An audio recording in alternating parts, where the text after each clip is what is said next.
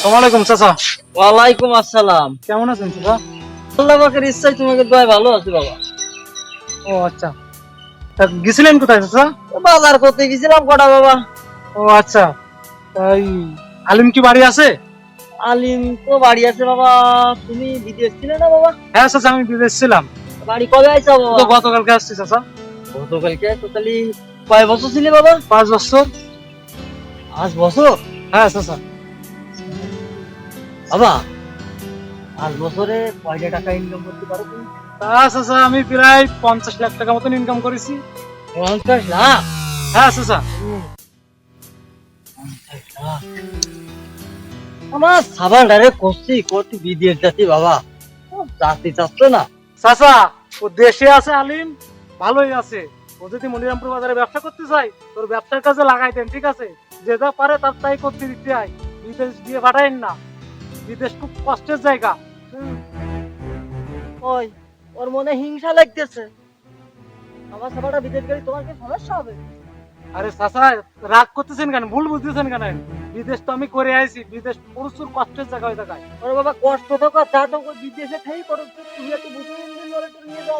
আমার মনে হচ্ছে কি চাচা আপনার বুঝোই আমার কাজ হবে না। তা আপনার যা মন চায় আপনি তাই করে নেন। আর যদি মনে করেন যে ওই দালাল লাগে, তাহলে ওই যে তানভীর ভাই আছে না, ওর কাছে ওই পাসপোর্ট জমা দিয়ে নেন, ওই বিদেশ পাঠাবেন, ওই আমার পাঠাচ্ছি, ঠিক আছে? আর দিয়ে পরে বলবেন সামাল একটু জ্বালা। তোমার মনে এত হিংসা আছে কেন? আমার খাবারটা বিদেশ বড় আছে, তুমি যাও, তোমার দেখতে পাবে আমার মতো। আচ্ছা ঠিক আছে, আপনার ইচ্ছা মতন আপনি চলেন। খালি হিংসা আছে। 50 লাখ টাকা ইনকাম করে নিয়েছে, তাতেও কিছু হচ্ছে না। আমার খাবারটা ভাড়াচ্ছে, ও জ্বলিয়ে পুড়িয়ে শেষ হয়ে যাচ্ছে। আমার সামাল বিদেশ পাঠাতে আমার, আমি বুঝলাম বিদেশ খুব কষ্টের জায়গা, তারপরে সেন দিয়ে পাঠাবে।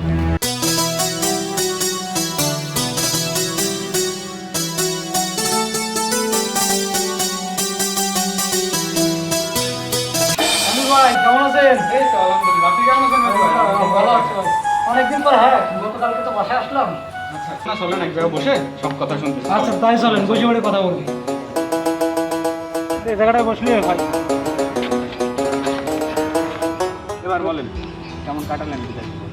বিদেশ জীবন কাটাইছি, কিন্তু আসলে তো বিদেশ তো ভালো জায়গা না। ওখানে তো কষ্টের কাজ না করলে টাকা আসে না, প্রচুর কষ্টের জায়গা। তো বাংলাদেশের যে মানুষগুলো বিদেশ যাব এই করে, তা আসলে যে বিদেশ যে কষ্টের জায়গা, যে না যায় সে বুঝতে পারে না, ঠিক আছে?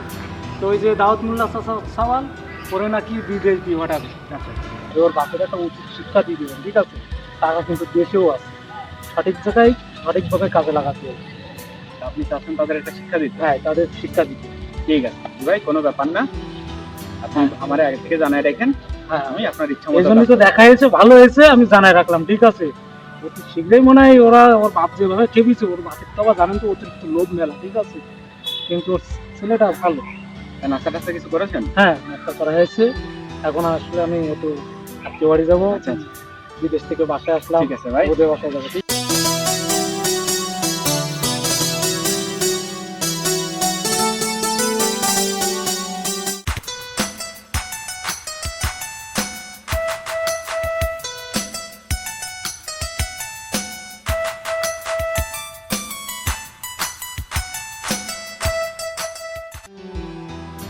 খাবার যে কোনে থাকে কি করে কিছু তো বুঝতে পারি না। আলিম, আলিম, আলিম, ওই এই তালা মেরে দিয়ে খাবার আবার কোনে আইটেমটা আমি কি করবো? আমি তো বলি বিদেশ গেলাম, আমার ডাইরেক্ট বিদেশ পাঠাতে লাগে, আর ভালো রাখতাম।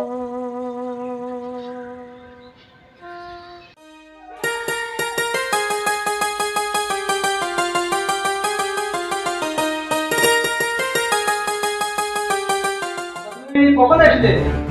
আমি জানি যাও না জানি, তুই এত সময় কথা বলি।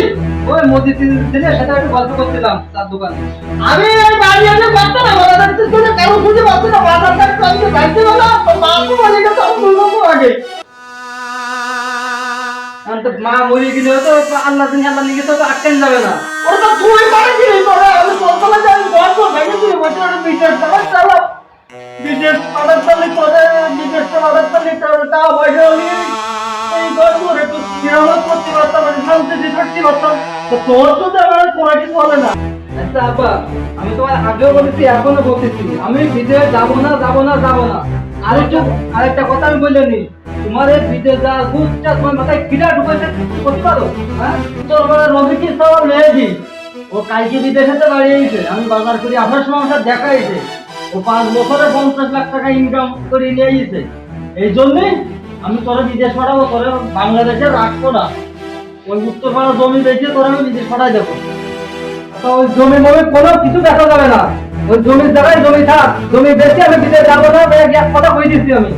আর যদি তুমি বিদেশ পাঠাতেই চাও, তো যে টাকা দিয়ে তুমি আমার বিদেশ পাঠাবা, সেই টাকা পরে আমার কাছে দাও, আমি সেই টাকাগুলো নিয়ে ওই যেগুলো একটা ব্যবসা করি, ব্যবসা করিয়ে ওর যে কয়টা 5 বছর ইনকাম করেছে তারপরে আমি বেশি ইনকাম করি তোমাকে আমি দেখাই দিবা।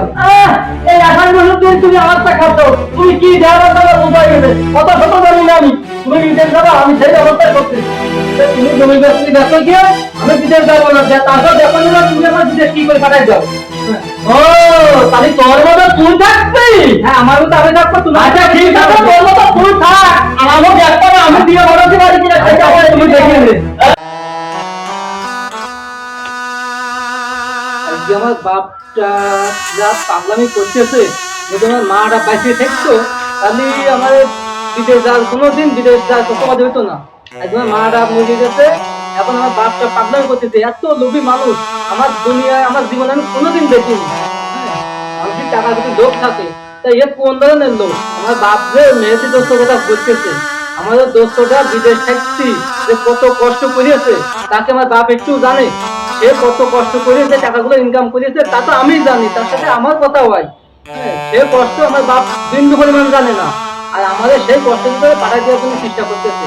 একটা সে আমার দোস্ত বিদেশে বাড়ি আইছে, আমি দেখি তার সাথে আমি একটু কথা বলে দেখি যে সে কয় টাকা ইনকাম করেছে, কিভাবে সে ইনকাম করেছে, মানে সে সুখীর জায়গা কি দুঃখের জায়গা, আমি যাই তার সাথে একটু দেখা করে আসি, একটু কথা বলে আসি।